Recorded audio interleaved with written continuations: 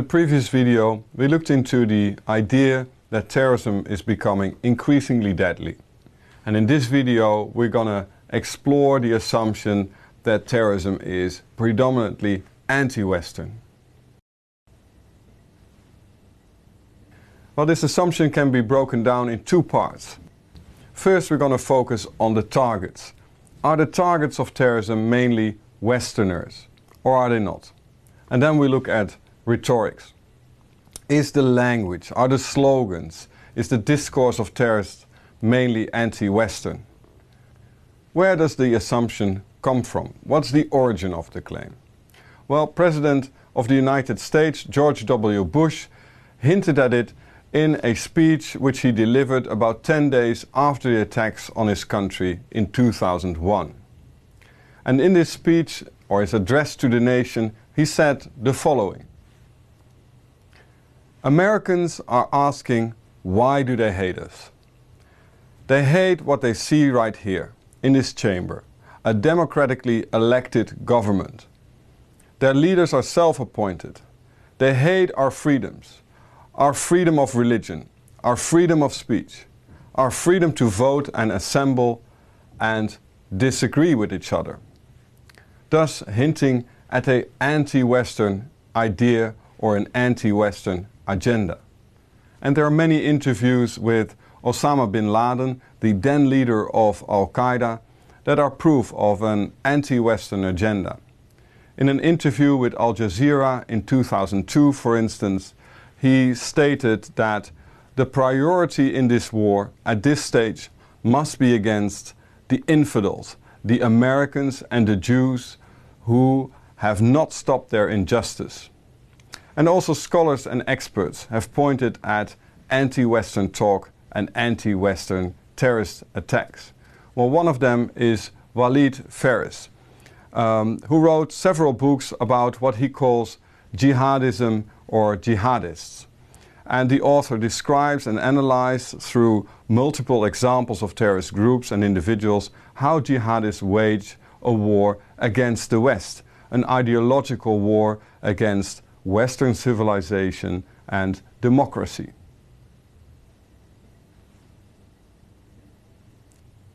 Some have argued that this anti-Western jihadist terrorism, also known as Islamist terrorism, is a new type of terrorism.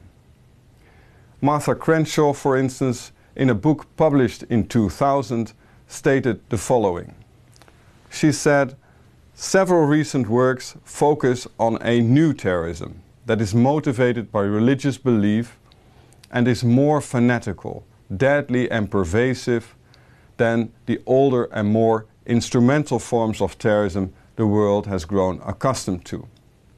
And she also shows that this new terrorism is described as anti-Western terrorism originating in the Middle East that is linked to radical or fundamentalist Islam. And in the same book, which was published before 9/11, Martha Crenshaw also noted that alarm over the emergence of radical Islam was heightened by a combination of factors. The resort to suicide bombing in Lebanon and Israel, a general willingness to inflict mass civilian casualties, and anti-American and anti-Western targeting patterns.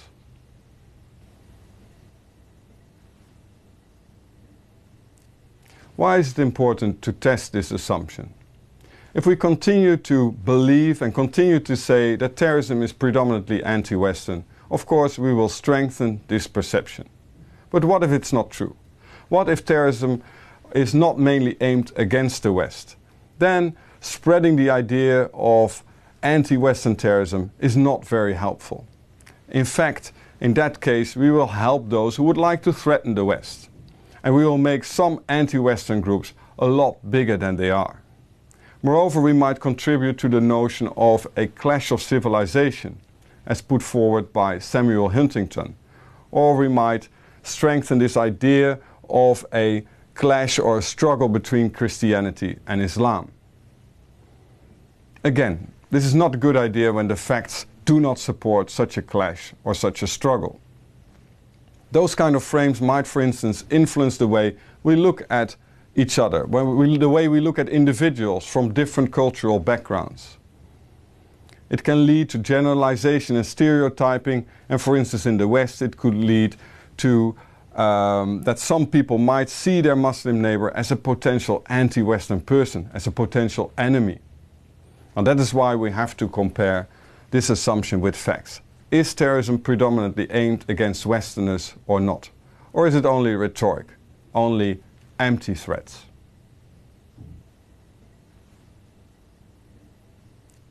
Regarding the threats, it should be mentioned that there have been many calls for terrorist action against the West. I already mentioned Al-Qaeda, which is of course one of the most important ones, but there are many other groups as well. But what about the facts on the ground? Do these groups mainly target Westerners? Do they mainly target the West? Well, there are many different ways to answer that question. Let us first look at a geographical approach. Here is a map of terrorist incident or the impact of terrorism in 2011. Well, we see that the regions that suffer the most from the terrorism are not in the West. The West is confronted with very low levels of terrorism. Look at North America, South America, Western Europe, Australia, and compare that with the figures and the colors in the Middle East. Compare it with Iraq, or South Asia, Afghanistan, Pakistan, India. And in Africa, it's also mainly Muslim countries that are faced with terrorism. North Africa, Nigeria, mainly the northern part, and also Russia has a lot of terrorism, but it's also mainly the southern part, the Caucasus region, the Muslim part of that country. So not the West, actually the Muslim world is most often confronted with terrorism. And who are being killed in these attacks? In all of the countries mentioned, the overwhelming majority of the victims are Muslim. And there are many sources that confirm this, and the data are striking. Well, here you have the figures of the United States National Counterterrorism Center. And in their report on terrorism 2011, they say that Muslims suffered between 82 and 97% of terrorism-related fatalities in the period 2005-2010 worldwide.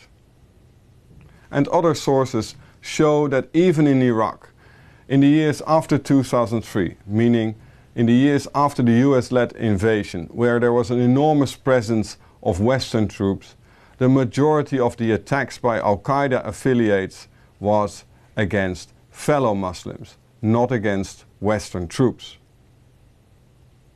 So the rhetoric may be predominantly anti-Western, but the victims are Muslim, not Westerners. And what about the situation in the West? The few attacks in the West. Are they perhaps predominantly anti-Western? According to Europol's Terrorism Situation and Trend Report 2013, there were 17 deadly victims in the European Union in 2012. And less than half of them were the result of terrorist acts by religiously inspired groups.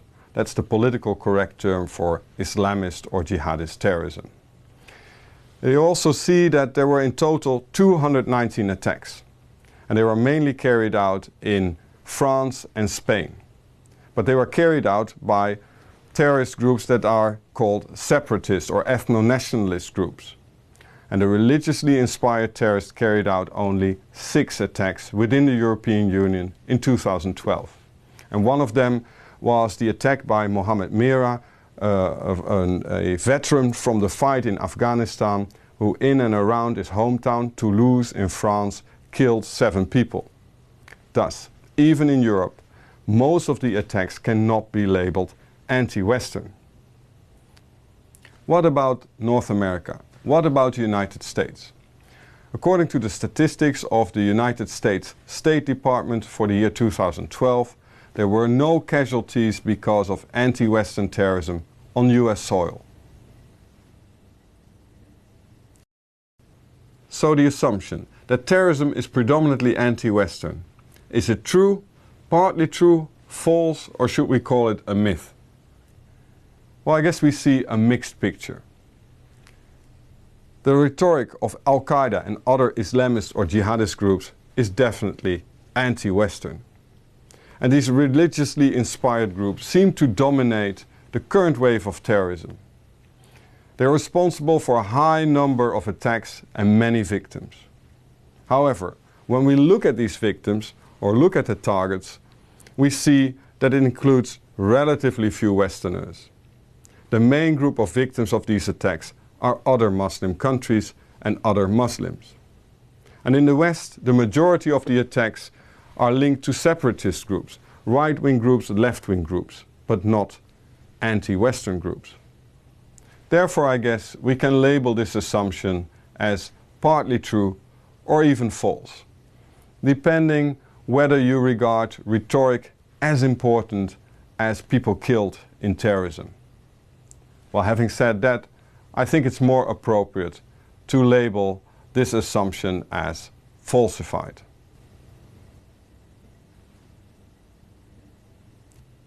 To sum up, the rhetoric of much of today's terrorism is anti-Western, but its victims are not.